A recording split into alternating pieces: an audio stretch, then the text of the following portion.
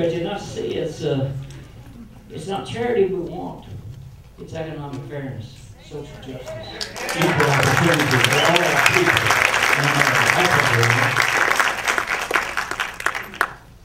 Then we hear about the jobless recovery. That's not only an oxymoron, it's moronic. I mean, jobless recovery. Yet here comes Mitt Romney saying, I can fix the economy. Because I've been a hedge fund man. I ran a Wall Street fund, private investment fund. I know how to fix the economy.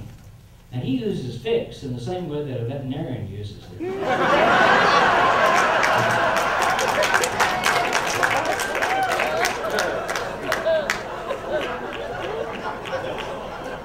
If you are at all confused on that concept, ask your dog.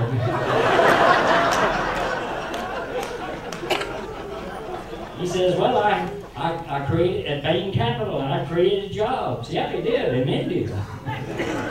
Wonderful. And they were, and back here, the jobs that were created were jobettes. Yeah, no upward mobility possibility in them. Not any living wage attached to it. No health care, no pension, etc. In fact, Rick Perry, the governor of the great state of Texas, who proved that he could really put the goober in gubernatorial.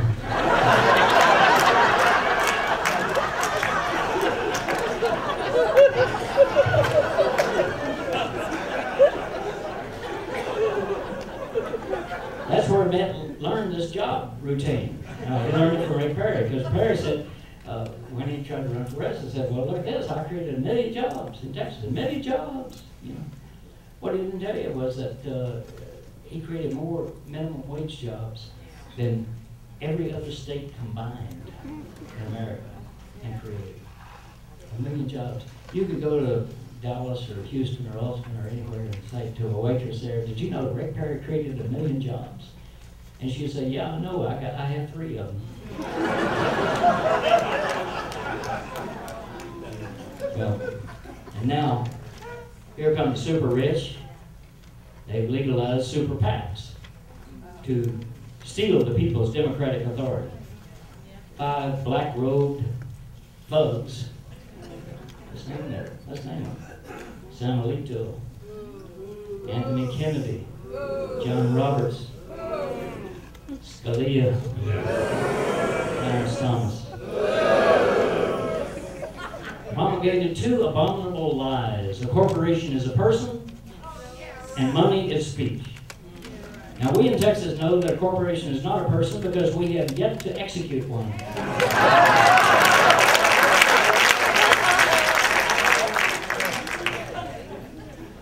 The Supreme Court has declared that no longer are the Constitution and the Bill of Rights America's governing documents. Now, this is the dollar bill, the document on which our system of government is based. The Pledge of Allegiance, we're celebrating the flag just a few days from now. I pledge allegiance to the dollar of the United States of America, to the republic of the dollar bought, one nation under the Koch brothers, with liberty and justice for those who can afford it. In my last issue, Raul mentioned the lowdown.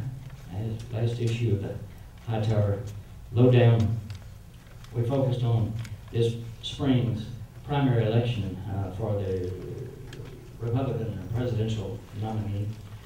5 top GOP candidates, all of them had super PACs that had amassed $90 million, $90 million, almost half of which came from 7 men, 7 individuals putting that money up. That's what politics is. That's why Lily Tomlin has said that no matter how cynical you get, it's almost impossible to keep up.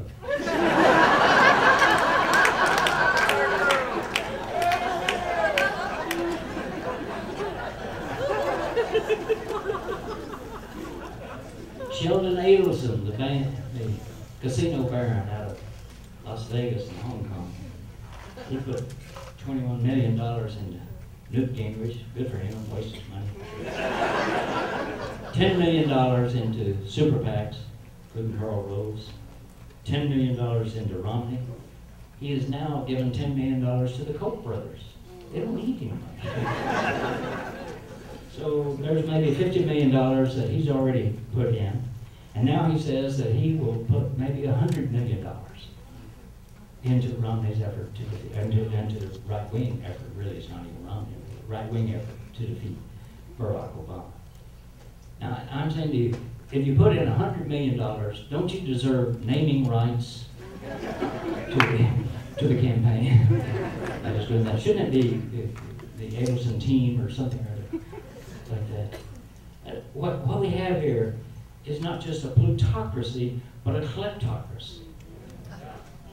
The stealing of all that America represents, which Raul said so brilliantly there, from his perspective of his parents, of what this country means, of what it can be, the enormous potential of this enormously rich, impossibly rich nation, what we could do in the world, instead being reduced to this. Well, who will stand up to this thief?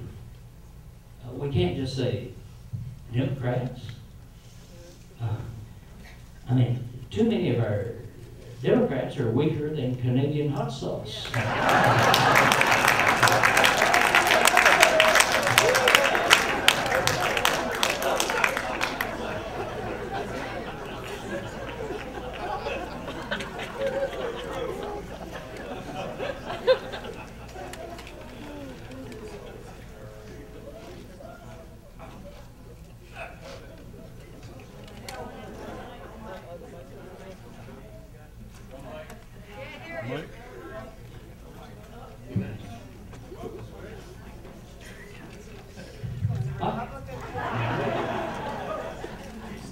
I think of Butch Hancock. Butch Hancock's a great musician out of Lubbock. He now lives in Austin, and he teamed up with Jimmy Dale Gilmore and Joe Ely. They're a group called the Flatlanders from coming out of Lubbock. Yeah, great group.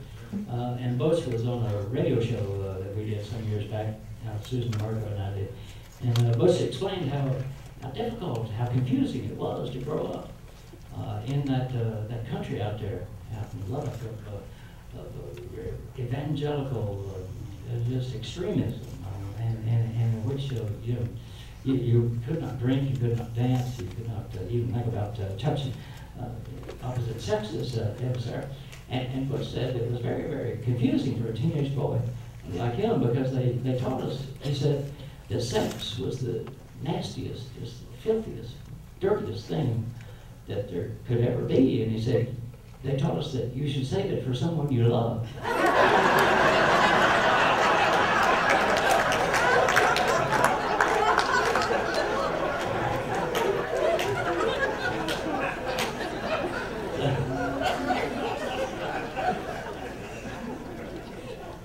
So I don't know what our Democrats are waiting on, but this is it. This is why I have come to Tucson in July.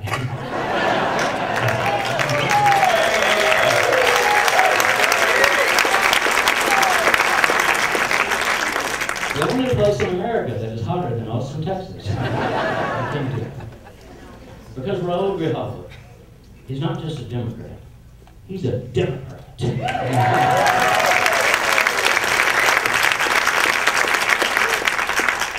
A leader who actually leads. Can you imagine? Isn't it amazing to qualify that? You're a leader because you lead, not because of some title that you hold.